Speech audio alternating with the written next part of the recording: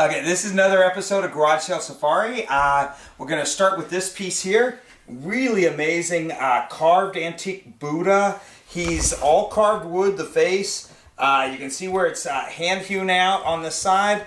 A nice old frame. I don't know how old this is. I'm going to confer with my mom on that to see. I would say it's at least the 1920s and looks to be older, but we will find out. And then somebody, you can see the back of it.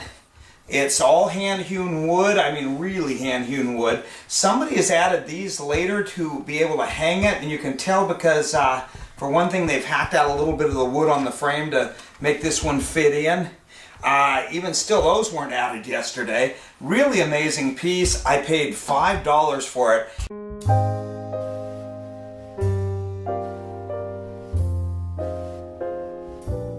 And I'm just going to probably fill in with a little wood putty in here and then touch it up black and keep it for myself unless it's something really spectacular, and then I probably won't keep it because I'd rather go on a fun trip instead. But anyhow, that would be the first piece. Same sale. Also got this. Appears to be 19th century or earlier Chinese.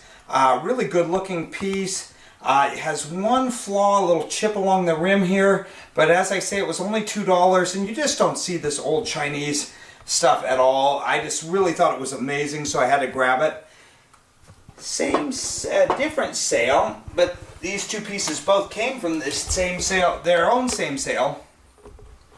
Two pieces of early American artwork. I do not know how this one was done.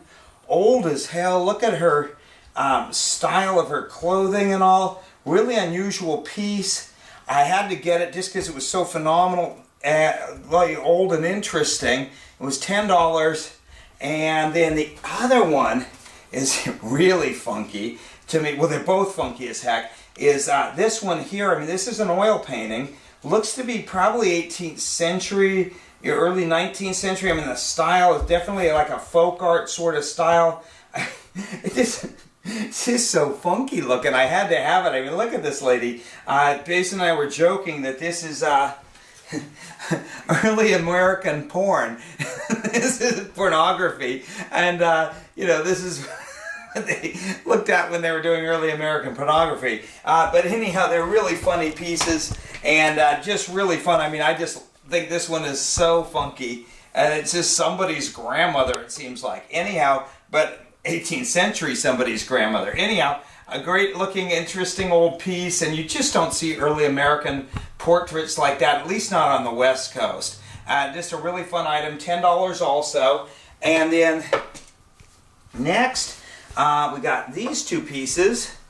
One, this is Blenko, a handmade Blenko piece, still has the Blenko label, big item. And it's got, you can see the old punt on the bottom, on the bottom. It's where they cut the glass off after they hand blow it. And really nice piece, great condition, cobalt blue. I don't know what we're going to get out of it. I put it online. This is a starting spot of $225 as a buy it now with offers available. And we'll see what how people respond to it. Really nice big piece too. I think it's 18 inches tall. Really nice piece of Blenko. Along the same lines, I don't know what this is. It's hand-blown, old bottle, incredible piece. And you can see where it's all hand-blown on the bottom, and it seems to be squashed down. Completely handmade, really an unusual old bottle, and I had to have it. It was, I think, $10, but just phenomenal looking. And I'll do some research on that. Because, you know, old antique bottles, especially interesting ones like this, can go for a lot. And then the next thing, same place we got that, we got this. This appears to be paper mache. I have not seen anything like it before. It's old. It was $6.99. It's a lamp. And it apparently lights up and glows. And really quite cool looking. I joked with Pace that if I'm going to put it next to my bed and I'm going to use it for a reading light, but then I'll have to read through fisheye lens. And anyhow, that being said, that's another fun item that I wanted to show and talk about. And then we also got at this same estate, we got the Navajo rugs from a few days ago. We got this interesting Toby style teapot, Staffordshire, made in England. Really good looking piece. It was $3. It's got a face on both sides. And it's, you know, English. I can't see it going for any less than 40, 45. Really cool item. And then at the same sale, we got that. We also got all these early Boy Scout patches. And I mean, these guys are early. I've never seen this style. Got the old style Indian, very racist, apparently. And, you know, did cooking patches, all this sort of patches. And really interesting items. I'll hold them off to the side so you can see them better. And they're basically a whole stack of them. I got them for $1 each. I don't know what they'll go for because they are quite unusual and interesting. But Boy Scout stuff is super collectible, especially early Boy Scout stuff. And so I got all those and they were $1 each. And that would, oh, and then the last item, very fun and funky. I got this. And it's old. It's old. It's probably the 60s, somewhere in there.